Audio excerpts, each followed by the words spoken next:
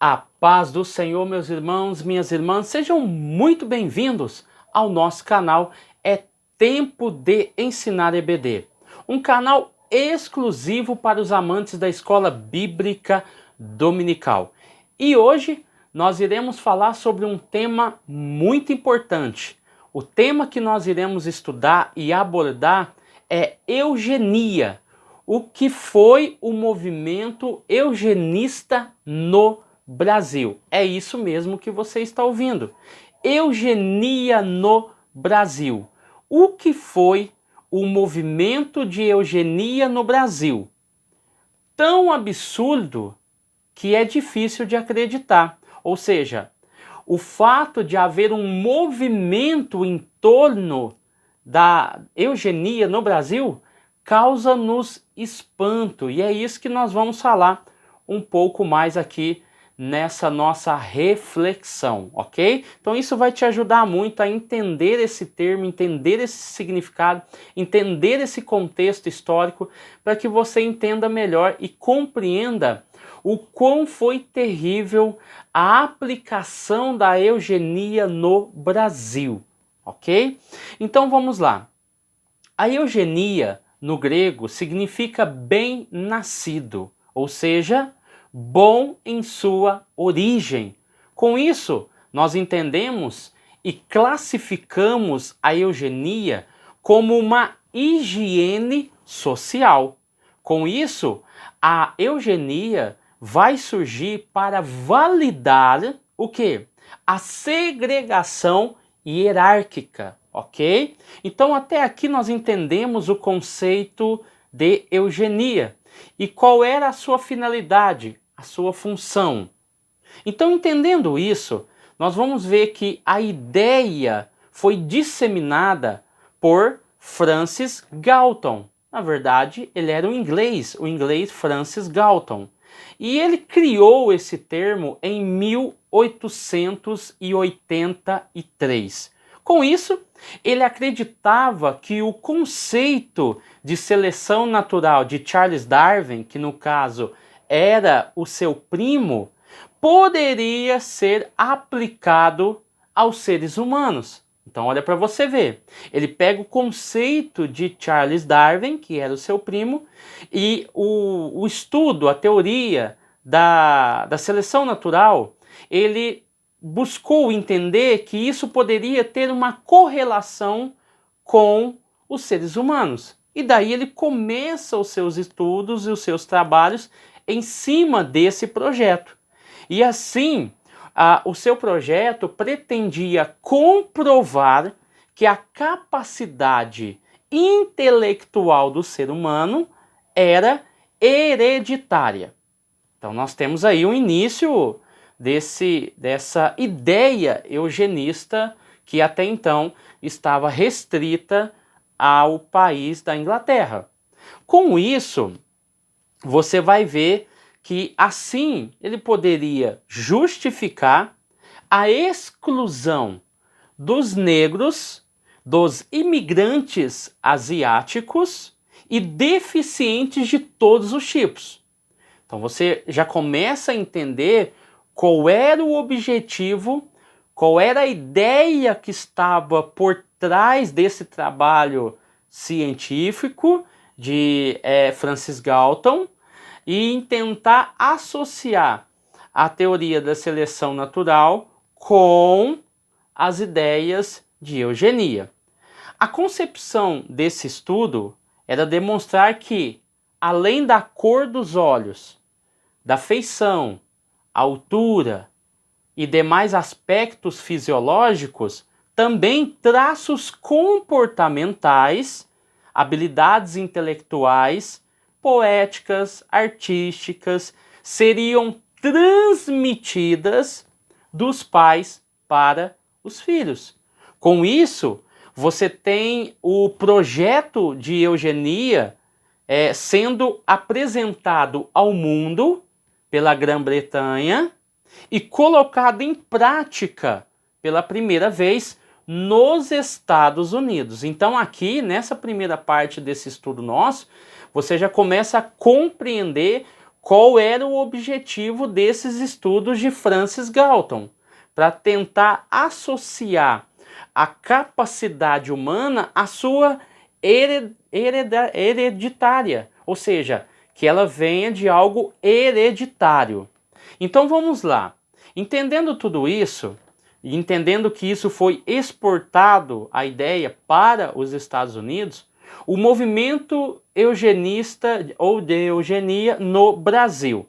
O movimento não somente exportou a ideia, como criou um movimento interno de eugenia. Ou seja, sai da Inglaterra, vai para os Estados Unidos e o Brasil exporta essa ideia para dentro do seu contexto social. Então nós vamos ver que médicos, engenheiros, jornalistas, escritores e muitos nomes considerados intelectuais da época no Brasil viram na eugenia. O que é que eles viram na eugenia? Porque nós estamos falando de uma elite intelectual. Elas viam a solução para o desenvolvimento do país. Olha para você ver. Então eles buscavam na biogenética, ou seja, nos estudos e resultados de Galton, bases para excluir as classes consideradas inferiores no Brasil. Então, com isso, assim, os brancos de descendência europeia povoariam o que eles entendiam como nação do futuro. Isso nós estamos falando do Brasil, ok? A eugenia veio oficialmente ao país, Brasil, em 1914, na Faculdade de Medicina do Rio de Janeiro, com uma tese orientada por Miguel Couto. Miguel Couto, que publicou diversos livros sobre a educação e saúde pública no Brasil, ok? Então nós já temos um nome, uma figura que vai representar esse papel de transformação da sociedade através da eugenia. Então, Couto, ele via com maus olhos a imigração japonesa.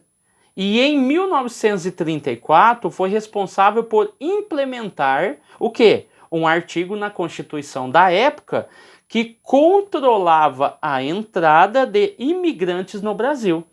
Então olha para você ver a importância de Couto nesse período, tá? Com essa tese sendo embutida dentro da Constituição a partir de 34. Nos primeiros anos do século XX, na capital brasileira do Rio, que no caso era Rio de Janeiro, a ideia de que as epidemias eram culpa dos negros. Então, que foram, né? Nós estamos falando de a partir de 1914, e andando aí no tempo, 1934, então eles acreditavam que as epidemias que estavam acontecendo no Brasil eram culpas dos negros recém-libertos da escravatura, que no caso reportamos ao ano de 1889. Então você tem aí uma sociedade tentando se amoldar dentro de uma tese, tentando se amoldar dentro de uma concepção da eugenia. Então aqui o nosso papel não é defender a eugenia, é contar os fatos e de que essa história existiu no Brasil. E o quão isso foi grave, e o quão isso foi complicado, e o quão isso trouxe aquilo que nós poderíamos chamar de racismo, ou qualquer outro termo que pudéssemos aplicar aqui, resultantes dessas exclusões que eles queriam lá no passado, ok? Ao ponto deles afirmarem que as epidemias que estavam acontecendo era por causa desses negros que haviam sido libertos da escravatura de 1889, tá? Então vamos lá, aqui nós entendemos sobre a questão de Couto, né? E aqui nós vamos ver Renato Kell. Renato Kell, ele foi considerado o pai da eugenia no Brasil. O que ele acreditava? Ele acreditava que a melhoria racial, que a ideia central era essa, só seria possível com um amplo projeto que favorecesse o predomínio da raça branca no Brasil, tá bom? Então vamos lá entender um pouco desse contexto histórico. Primeiro, o médico sanitarista Renato Kell, 1889 a 1974, que ele faleceu. Então não faz tanto tempo assim. Achou que a comunidade científica deveria se esforçar e propor algumas ideias. Então, dentro dessa ideia da eugenia proposta por Renato Kell, você vai ver algo muito diferente daquilo que nós entendemos como um país justo, como um país de igualdade. Na verdade, a ideia da eugenia era separar esses imigrantes, os negros, tirarem essas pessoas de circulação, de exclusão, e como eu disse logo há pouco, é você trazer uma identidade mais europeia para o Brasil, tá? E com isso ele propôs algumas ideias, né, que não chegaram a se concretizar, mas que tornaram parte desse movimento, porque no começo eu falei que era um movimento, e esse movimento ele ganhou corpo, ele ganhou forma, ele ganhou proporções gigantescas no Brasil. Então, olha para você ver, eu separei 6 itens das ideias propostas por Renato Kell. A primeira, olha para você ver, é por isso que eu disse que no começo, ó, o que foi o movimento de eugenia no Brasil? Tão absurdo que é difícil de acreditar. Tá, então vamos lá, nós estamos falando de um movimento. Primeiro ponto, segregação de deficientes. A palavra segregação já diz tudo, né? Segregação de deficientes. Segundo ponto, esterilização dos anormais, ó, é o termo que se usa, tá bom? Não é eu que estou usando, é o termo colocado da época. Esterilização dos anormais e criminosos. Terceiro ponto, regulamentação do casamento com exame pré-nupcial obrigatório. Porque se você tivesse, através do exame, como comprovar que determinada família tinha uma genética ruim, casos de doença, essa pessoa poderia negar o casamento, ou se ela estava casada e houvesse alguém que estivesse doente, por exemplo, câncer, e fosse comprovado ali ao longo dos anos que aquela família tinha propensão a câncer, ele poderia pedir o divórcio. Então era assim que funcionava, queria que funcionasse. O quinto, testes mentais em crianças de 8 a 14 anos. Não se assuste, tá bom? O quarto que eu não falei, educação eugênica na escola. Então é o quarto. O quinto é testes mentais em crianças de 8 a 14 anos. E o sexto, exames que assegurassem o divórcio, caso comprovado defeitos hereditários em uma família. E foi o que eu acabei de falar, a questão do câncer e de outras doenças que são hereditárias. Poderia ser causa para um divórcio dentro dessa ideia de eugenia. Então vamos lá. Então nós falamos aqui um pouco sobre o movimento, mas quem de fato, e falamos aí que havia uma classe, uma elite, né, intelectual que abordava e defendia essas ideias. Então eu fiz aqui um apanhado de 4 nomes, muitos deles conhecidos, que apoiavam a eugenia no Brasil, Primeiro, Júlio de Mesquita. Quem é Júlio de Mesquita? Você talvez não conheça esse nome, mas você sabe o jornal ao qual ele é dono, você conhece. Júlio Mesquita é proprietário do jornal Estado de São Paulo, tá? O mesmo Estado de São Paulo, né, que apoia as pautas da esquerda. No passado, ele apoiava, no caso o proprietário, apoiava as ideias de eugenia. O segundo é Oliveira Viana. Ele era jurista, sociólogo, considerado imortal pela Academia Brasileira de Letras. Aí você começa a assustar com esses nomes. Terceiro, Arnaldo Vieira de Carvalho. Nada mais, nada menos do que o fundador da Faculdade de Medicina de São Paulo. O quarto é o que mais me assustou. O primeiro eu até compreendo, pessoalmente, compreendo. Mas o quarto realmente me assustou. Monteiro Lobato, é esse mesmo. É esse o autor do Sítio do Pica-Pau Amarelo, que nos tempos áureos da eugenia no Brasil, apoiou esse movimento. E você pega aí década de 20 a década de 30, tá bom? E você vai ver que dentro dessa ideia, Monteiro Lobato, ele é o autor do Sítio do Pica-Pau Amarelo, não só era próximo de Renato Kell, que nós acabamos de citar, como chegou a escrever um livro baseado nas ideias de eugenia. O livro chama O Presidente Negro, de 1926. Fala esse livro de um homem negro que assumiria a Casa Branca no ano de 2228 e uniria todos os povos brancos do país a ponto de esterilizar e exterminar os negros do seu país. Tá? É o livro que eu pesquisei, realmente o livro ele existe, tá bom? Então com isso nós vamos ver que Monteiro Lobato ele menciona o amigo tempos depois com a seguinte frase: Renato, tu és o pai da eugenia no Brasil.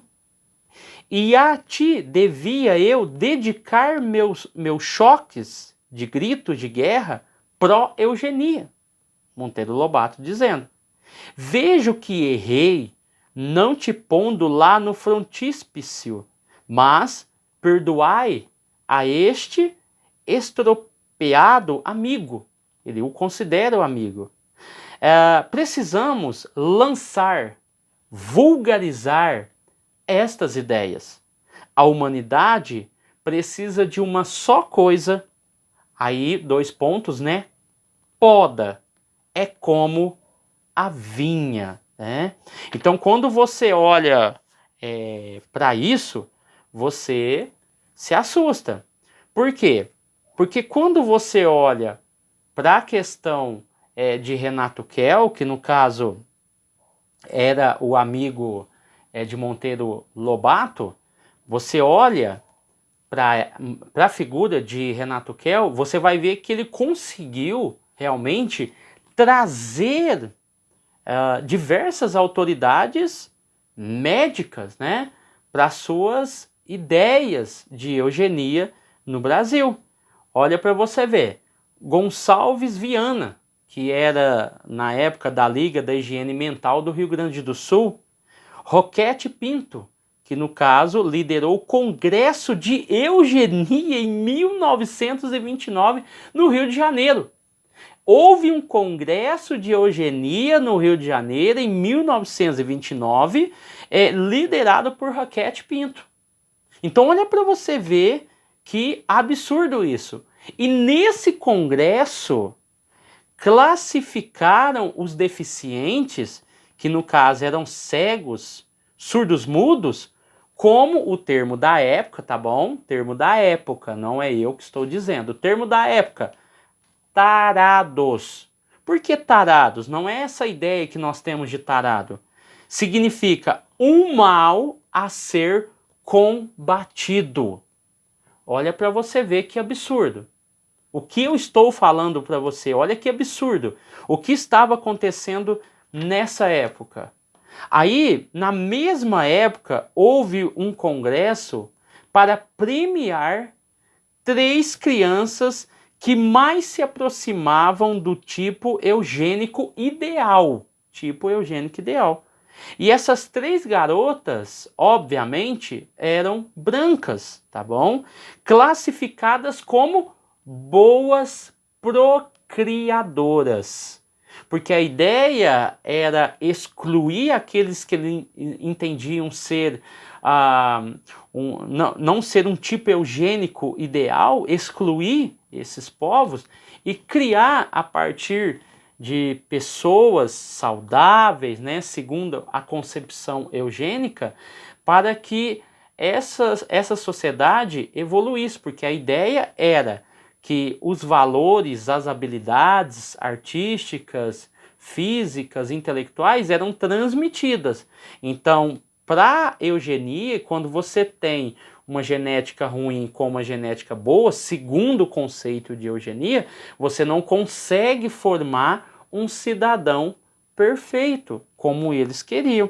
Então, em escala nacional e política, a eugenia era um super projeto para o Brasil. Então eu acredito que você nunca tenha ouvido falar e nem sabia que a eugenia era um movimento eugenista no Brasil implantado, tá? Que buscou as suas ideias nos Estados Unidos, que por sua vez buscaram as suas ideias na Inglaterra e que teve pessoas intelectuais, uma elite que apoiava esses ideais, ok? Então hoje, através de relatos e provas concretas, assim eu quero terminar aqui, da violência generalizada devido ao Holocausto promovido pela Alemanha nazista, Segunda Guerra Mundial, fizeram com que houvesse no Brasil um constrangimento, não somente no Brasil, mas no mundo, um constrangimento internacional em relação à eugenia. Então aqui nós paramos esse vídeo com esse tema bastante importante e interessante para mostrar a gravidade e os problemas e as complicações que esse movimento eugenista trouxe para o Brasil. E que muitas pessoas que às vezes nós idolatrávamos como grandes autores, não deixaram de ser grandes autores, ou não deixaram de ser grandes cientistas, ou grandes jornalistas, mas em que em algum momento da história eles pensaram diferente do que se pensa hoje. Tentaram colocar uma ideia em funcionamento na prática. E poderíamos ter, na verdade, um caos muito grande no nosso país. Então, que Deus nos livre desse mal, que Deus nos livre desse tipo de pensamento e que possamos pensar que a Bíblia trata todos os seres humanos iguais. Amém? Deus abençoe você, sua casa e sua família. Fique com Deus e até o próximo vídeo, em nome de Jesus.